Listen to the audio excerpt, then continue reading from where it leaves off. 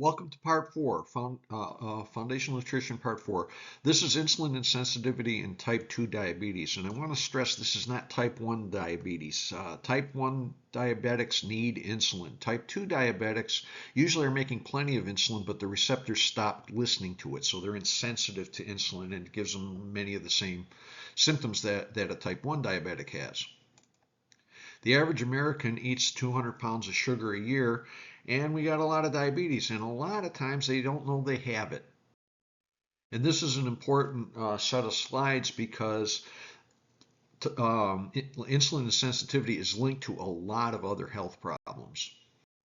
And a lot of foundational nutrition is backed by research. There's a lot of science in what we're doing here. And I want you to think of this as one way of doing things, not the only way to do things. There's many, many different approaches that work. What I'm trying to accomplish here is the Dr. Seuss version of holistic health care. The other thing I want to stress is this is for professionals. It's not meant for lay people to learn how to self-treat. Things are more complicated than you'll realize, and it really helps if you have some kind of healthcare background. The other thing is I'll talk about Zorex a lot. I'll mention other supplements that you wouldn't get from Zorex, but I'm going to have you contact me if you want to know about these other products because I really don't want lay people self-treating, and they can find this stuff on Amazon. One of the reasons I'm recommending Zorex is you cannot find them on Amazon. And insulin insensitivity is also called prediabetes. There's more than 100 million people in America living with either diabetes or prediabetes. And the important thing to know here is this, this is 34 million patients, so there's no shortness of sick people. Nearly 1 in 4 adults living with diabetes, that's 7.2 million Americans, don't know they have it. Okay, and only 11.6%, so nearly 90% of the people that have prediabetes don't know they have it. Okay, and this is a health problem that costs $237 billion a year, and that's direct medical costs. So the early signs of insulin resistance include fatigue, weight gain, brain fog, craving carbohydrates, and periods of hypoglycemia after a high carbohydrate meal. This is someone who eats a big meal and then needs to take a nap afterwards. So they might be heading into insulin insensitivity. The test for it is hemoglobin A1C. Normal is below 5.7%. Prediabetes or insulin insensitivity is 5.7 to 6.4%. Diabetes, if you get over 6.5 on 2 separate tests, that's diabetes. And I want to stress there's a lot of patients walking around with this stuff that don't know they have it. And this is one of the more important sets of slides because it's linked to a lot of other problems. So if you get good at finding and treating insulin insensitivity, you're going to fix a lot of other things. Polycystic ovaries and fibroids, usually you'll give some iodine with that. We'll probably get into that later when we talk about iodine. Low testosterone in men, there's a strong link between low testosterone and insulin insensitivity. Fatigue in general. Insomnia, people with insulin insensitivity have insomnia. These are the people that fall asleep easily, sleep really deeply, and wake up in the middle of the night and can't get back to sleep. A lot of headaches are linked to it, especially afternoon headaches. PMS, menstrual symptoms, very commonly these patients have insulin insensitivity.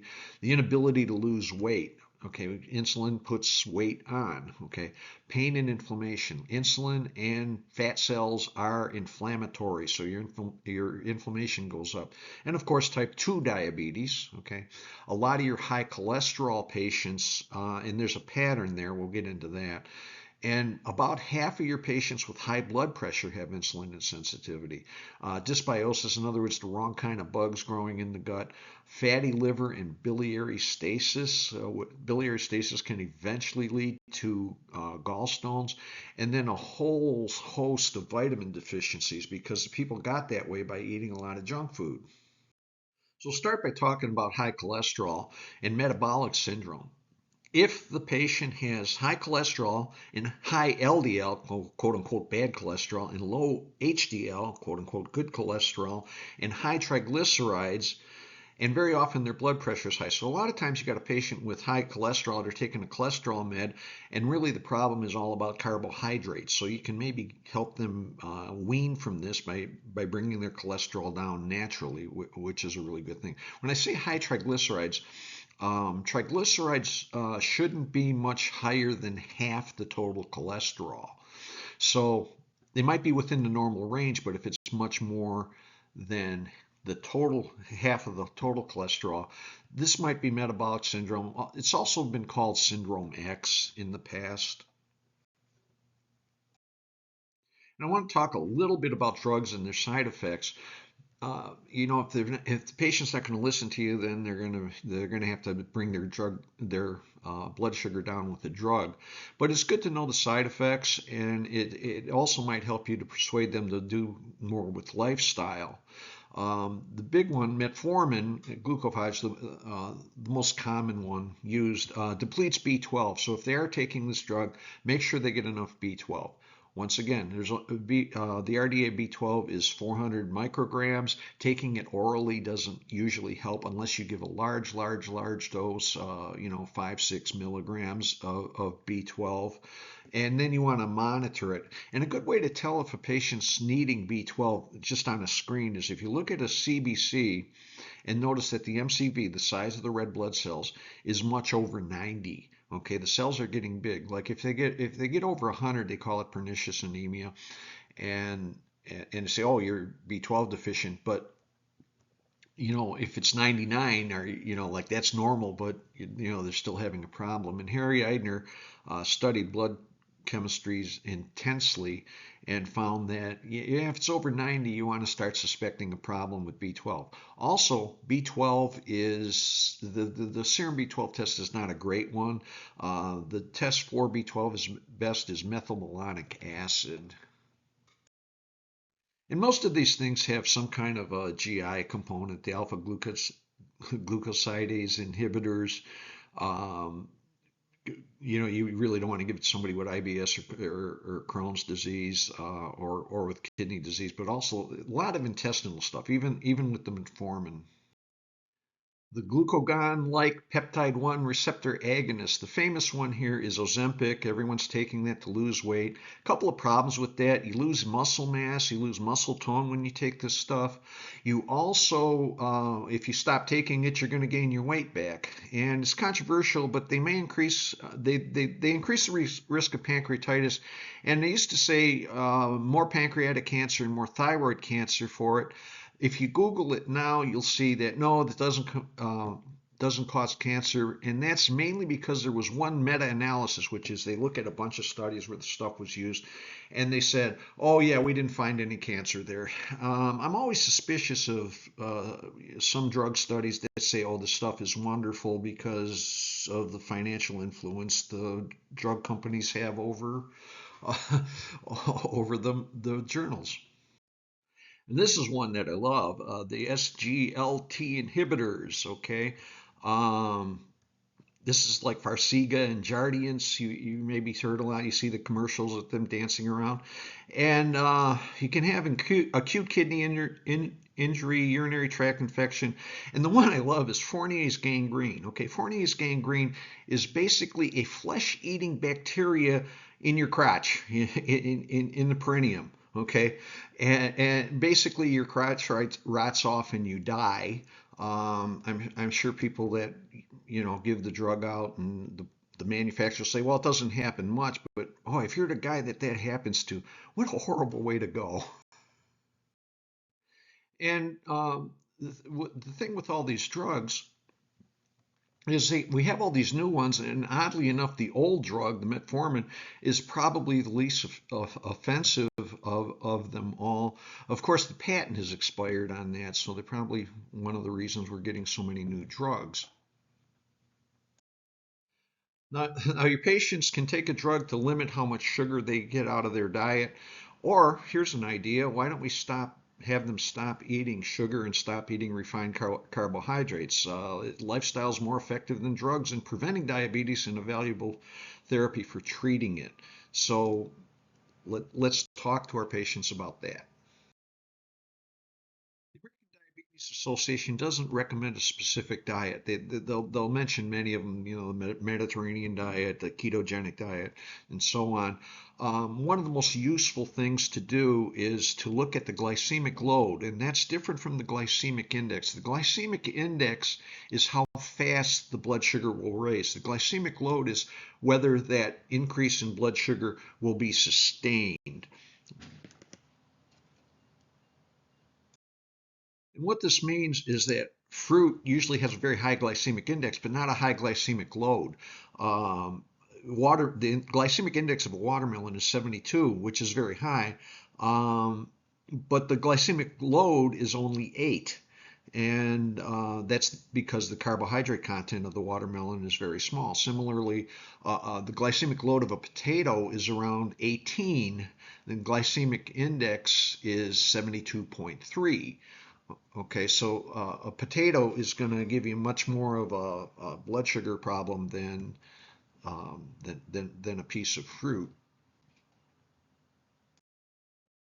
And in general, you want them to keep their eat only foods that are below 10, a glycemic load of 10. And there's charts where you can find this. They can download lists of food and things like that. The roadmap to health is pretty much a low glycemic load diet, with the exception of quinoa, which is in the low 10s, and of course the sweet potato. So those are a little starchy. A lot of docs like to go with a ketogenic diet. Okay, and that's really good. That'll bring down your blood sugar really fast. It's a very, very low carbohydrate diet. You have to be careful if they have kidney problems, and this is another reason why, if you're a lay person watching this, don't treat yourself. Don't go on a ketogenic diet, because if you got a kidney problem, you should go to a doctor. Okay. And this is just a study where where the author said, yeah, glycemic load is the way to go. Um, it's easy. You can find a list to do it. Uh, and the roadmap to health is a very good diet for your diabetics. You might, depending on how bad they are, you might take them off the sweet potatoes and the quinoa. But it has recipes and meal plans and things like that. If you email me, I'll send you a copy. Intermittent fasting is a way to regain insulin sensitivity, and it's well researched, and it works because when you fast, you produce glucagon, which is the hormone that helps break down fat. So when you eat, you make insulin, which helps store the calories, and after 3 hours, you start producing glucagon. And intermittent fasting is giving yourself usually an 8-hour window to eat. So if you finish eating dinner at 6 in the evening, you can't have breakfast until noon or until 10 a.m. That's the typical amount that they do. Bruce Springsteen and the guy from Coldplay, I can't think of his name. They both do this one meal a day thing. That's on that idea. It helps keep insulin from getting out of control. Uh, that may be extreme way of it. Newer research says that you can do a 10-hour window of eating, which is a little easier to manage. So you finish eating at 6 p.m. You don't have anything to eat until breakfast the next day at 8 a.m. So it gives you a little longer window, depending on the patient. At the very least, tell them stop eating after you eat dinner. They're snacking and also snacking between meals. Every time you eat something, you produce insulin, and if you're insensitive to insulin because you're making too much insulin. So snacking between meals is not a good thing. You're telling your body, make some insulin, and it's just not a good thing. And there's just a ton of research showing the benefits of exercise for insulin insensitivity. Um, here I've got one quote, one study here, but there's many more. Get them exercising. Usually light exercise is best. You don't want them doing heavy workouts because sometimes you kick in with your adrenal hormones and stuff like that. But even something as simple as walking is good. And we're going to talk about some supplements that might be useful. Lipoic acid is a powerful antioxidant. It's unique because it's soluble in both water and lipid. And it's been used to protect against neuropathy. There's a number of studies of using lipoic acid and in controlling neuropathy. It improves insulin sensitivity. One of the things I've used it for is you get people with high triglycerides, and it turns out that it's very good. It's very good cardioprotective. So if you're worried about heart issues with that, lipoic acid turns into a pretty good thing. It lowers inflammatory markers, so inflammation goes down. It's a very useful tool. And there's a lot of studies that show lipoic acid to help prevent and reduce suffering from diabetic neuropathy. Okay, both oral. The dose seems to be around 600 milligrams a day. I recently spoke with a doc who's having a lot of success treating neuropathy in diabetics, and he's added B1 to that. Xorx makes a product called benfotiamine, which is an oil-soluble um, B1. It's 200 milligrams, and he'll give them two of those. So that's 400 milligrams of B1. Now, if you consider that the RDA of thiamine B1 is only like a milligram and a half. The other thing that alpha lipoic acid do is recycles antioxidants. So when the free radical hits an antioxidant, it actually makes that as a possible damaging thing. So it recycles your, vitamin C, E, glutathione, those kinds of things. It's a very powerful antioxidant and brings down inflammatory markers. So it's a useful thing to use. And like I said, a lot of heart disease is because of free, inflammation, free radical kinds of things. And so it's very cardioprotective. And like I said earlier, there are a lot of studies. Usually the dose is around 600 milligrams a day in reducing symptoms of peripheral neuropathy, sometimes as high as 400. The fellow who uses the benfotiamine with his patients actually uses a little less lipoic acid, which is nice because benfotiamine is cheap. Lipoic acid is kind of expensive. Also, there have been studies. There was one in 2013 that looked at lipoic acid and cardiomyopathy in diabetics, and the authors concluded these findings suggest that alpha lipoic acid may have a role in preventing the development of diabetic cardiomyopathy. Okay. And these are just the studies. Once again, you can email me. I'll send you the references. I know it's hard to read off of a video. The lipoic acid product from Zorex is LPA plus. It's got 100 milligrams of lipoic acid.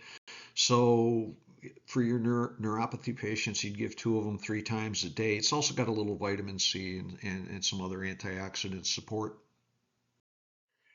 And a lot of other nutrients have been studied and shown to be of good support for diabetics and insulin insensitive people. Vitamin D and K, B vitamins especially are good. Thiamine especially is good.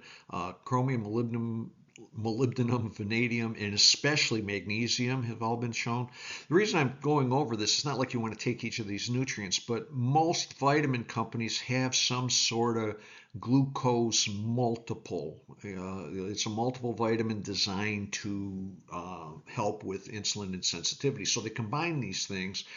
Different companies use different formulas, but the idea is the same. We're going to replace these nutrients, and it makes sense because a person who gets to this situation usually has been not eating really well, so they've been eating a vitamin deficient diet. So supporting them is a good idea.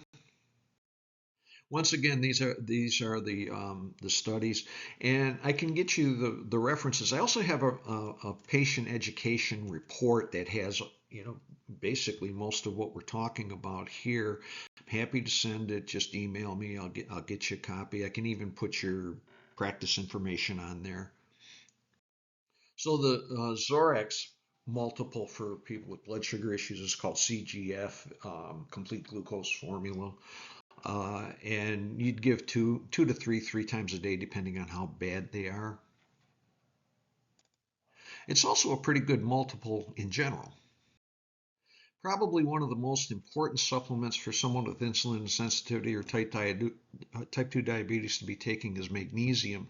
One of the reasons is that insulin insensitivity and the overproduction of insulin may interfere with magnesium absorption. And you need magnesium. Magnesium is important for keeping your blood sugar under control, and supplementation is found to bring down A1C levels and triglyceride levels and cholesterol levels. It's an important nutrient for bringing it under control. The thing about dosing magnesium, magnesium will bind to fats in the diet, so the best time to take it is the very last thing at night. And if you want to get as much as possible into the patient, you want them to start, three or four of them, and then go five, six, and gradually increase it. A lot of magnesium will soften the stool, so you want to see how much they can get in them without creating diarrhea. If they get their stools get too soft, let's say they take six at night and their stools get too soft, and five is their dose. But okay, and this is one of the reasons I don't want to lay people following this. If you have kidney trouble, you don't want to be high dosing magnesium. So this is why like if you're a layperson watching this, don't just go and treat yourself. Okay, there's a lot more to this stuff than we're doing here. This is designed for people that already have a background in health. The other thing is there are different types of magnesium. The magnesium orotate is orotates are actually get into the cell better. And it turns out that orotate minerals in general are very cardioprotective. So if the patient has a heart problem, magnesium orotate is a very good choice. If blood pressure is your issue, then magnesium tauronate is a good choice. And Zorex makes both of those. And like I say, you can do the dosing the way I said. Okay. Taking magnesium can help the patient from developing diabetes after they've been diagnosed with prediabetes, okay, or insulin resistance, of course. Poor magnesium status will increase the risk for neuropathy. So this is a very important nutrient that for patients that are insulin insensitive. Berberine is something that's been extensively studied and found to help patients with diabetes, and they found that it works pretty much the same way as metformin. Berberine does a lot with the microbiome, and metformin the same way. They found that if it's meant to be taken orally, IV metformin does not help much.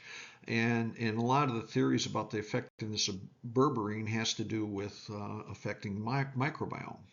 Once again, lots of studies. Decreases A1C, postprandial blood glucose, plasma triglycerides, lower cholesterol, losing weight, and it actually might help with fatty liver disease. It's a very useful supplement. And of course, Zorex has berberine, berberine HCl. It contains 500 milligrams of berberine. And the dose of that would be one of them three times a day. I just threw this in there. It's how I think of healthcare.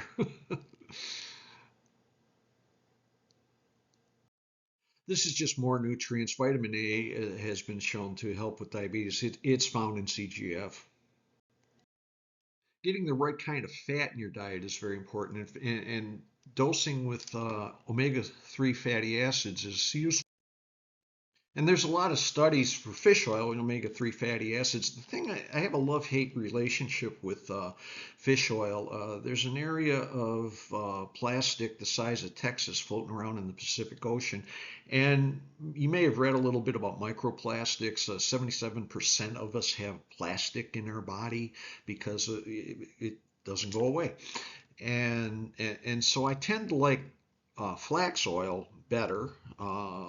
It's not as biologically active. A lot of the studies for diabetes is done with fish oil. The problem is none of the studies are long standing, and I like that if you're going to use fish oil, use it for one bottle or something like that. It is more biologically active, but I would get to something that's more sustainable. These are studies for omega-3, like flax oil studies.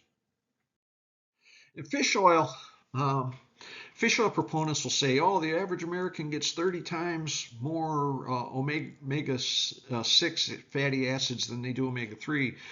Actually, that's not true because what they're talking about are the vegetable oils you get at the Jewel, and those things are heat processed, and there is no omega-6 activity in them. And studies, there's many more studies than this. I just listed a couple, but omega-6 will also lower inflammation. The other thing is the cell membrane. The cell membrane, depending on who you read, is 1-to-1 omega-6, omega-3. Some of the experts I like say it's actually 2-to-1 omega-6 to omega-3. So omega-6 fatty acids are not bad. We're not getting too many of them because we have terrible oils in our diet. So Zorex does not make a fish oil. They make Sunflax complex, which is 2 parts omega-6, 1 part omega-3. You'd give 1 to 2, 3 times a day if there's a fatty acid issue. If you want to use fish oil, like I said, I would do it short term. Um, and that's one of the reasons we're talking to physicians and not lay people. Lay people have a tendency to find something, oh, I'm going to take a lot of that, and a professional can make an intelligent decision. Okay, so we've got a lot of things here for our type 2 diabetic. A roadmap to health, or foods with a glycemic load greater than 10, intermittent fasting, and light exercise. And then we mentioned berberine, CGF, which is the glucose multiple. Magnesium tauronate is usually more common unless they've really got heart problems, and you would use orotate. GB complete, we're going to get into biliary stasis in the next one. Biliary stasis is very common in diabetics, but this is already getting long. We're almost 30 minutes into this. Lipoic acid for neuropathy and Sunflax complex. So what I would say to you is you don't need to give all this to everybody. You need to make an executive decision, and also you need to know if you're helping the patient, and it's going to take a few months for the A1C to change because that's a long-term measure of blood sugar. However, you can have the patient check their blood sugar 2 hours after a meal, and 2 hours after a meal, your blood sugar should be 140 or below. That's considered healthy. 140 to 199. I don't like to use the word acceptable. Um, you could still be in prediabetes, but if they're 200 or more, you've got to hit it a little harder. Up the thing. Make sure they're listening to you about the diet. But it's a good way to tell what's going on. The other thing is if they're on some kind of blood sugar med, they need to be monitoring their blood sugar anyway because this stuff works. And if they're taking the drug and they're doing this, they're going to drive themselves into a hypoglycemic state. Once again, this is a reason why we want doctors doing this, and we don't want people treating themselves, because if you're on a blood sugar med and you just start taking supplements and watching your diet, you're going to change things. Okay, you need somebody who can monitor you. Once again, if you're a doctor and you want help with your practice, help with patient education, I have an insulin newsletter. I can customize it for your office. That's a poster you can put in your office. It's a moderate sized poster. I also have insulin and diabetes report. Happy to send it. I'll customize it for your office. Just email me. If you need help, feel free to contact me. There's my email address, paulgvarnes@gmail.com. If you buy from Zorex, use the code PV10. You'll get free shipping on your first order. There you go. And I hope you stay with us. And the next video is Foundational Nutrition number 5, biliary stasis. Thank you for your time.